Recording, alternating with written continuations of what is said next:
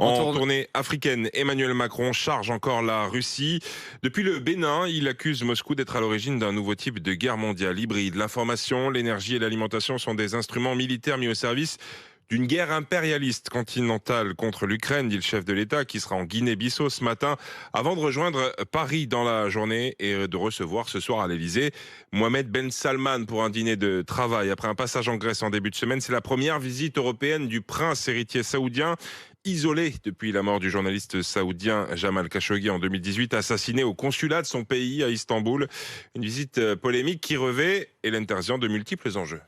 Dialoguer ne veut pas dire que l'on est complaisant. Voilà ce que l'on affirme dans l'entourage du chef de l'État. Ses conseillers l'assurent, le président abordera sans tabou l'affaire Khashoggi avec Mohamed Ben Salman, comme à chaque fois, disent-ils, lorsqu'il est question des droits de l'homme. Le prince héritier saoudien MBS, avec qui les échanges seraient d'ailleurs assez réguliers depuis la visite du président Macron dans le Golfe fin 2021. Un dialogue nécessaire, répète-t-on au sommet de l'État, car c'est bien la crise énergétique qui sera au cœur des discussions. Sur fond de guerre en Ukraine et de flambée des prix, il faut parler avec les pays producteurs de pétrole, insiste un conseiller. Objectif, convaincre l'Arabie Saoudite d'ouvrir les vannes pour soulager le marché et préparer l'hiver. Avec comme exemple l'accord signé la semaine dernière à Paris entre Emmanuel Macron et le président des Émirats Arabes Unis.